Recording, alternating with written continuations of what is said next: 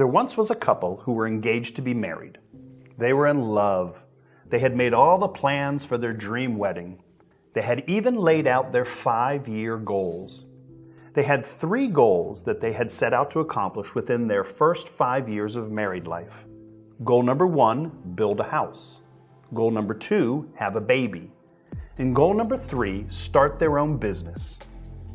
5 years later, they paused to look back. They realized that they had successfully accomplished 2 of their 3 5-year goals. They had built their own house and they had a baby, but they hadn't started their own business. They had had some good ideas, but nothing ever came to be.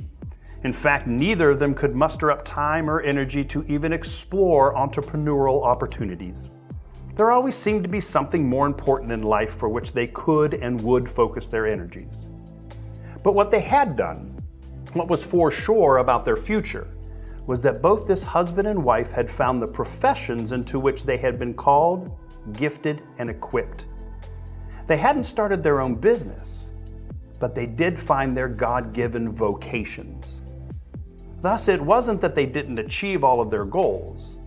They merely understood on a much deeper level about what all of their initial goals had meant. The basis of all their goals was to discover why they were here. What would they contribute to the fabric of life? What would be their purpose? They didn't fail in reaching their 5-year goals.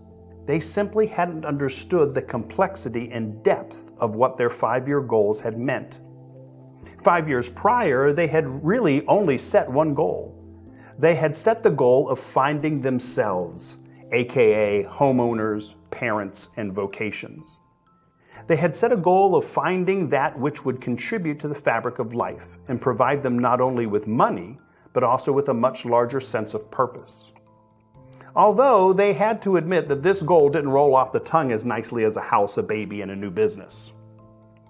It is the little things in life, those little things in which we think we can handle all on our own, that turn out to be the very things that have the potential to bring us down.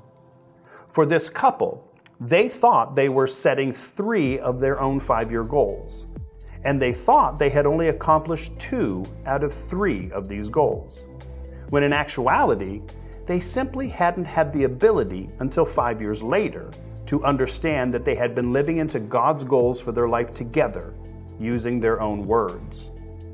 This couple thought that the seed that God had planted in their life 5 years prior was a seed of making and filling a new house, when in fact, God was planting a purpose seed in each of them, a seed that would grow, not merely into a house and a baby, but into a home where their hearts would truly be.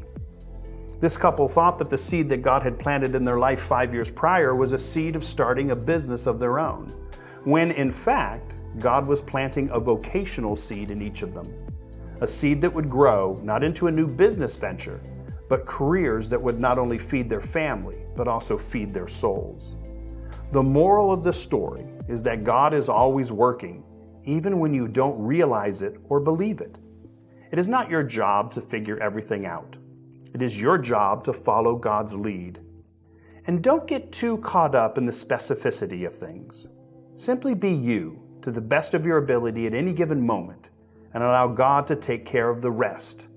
In other words, have faith.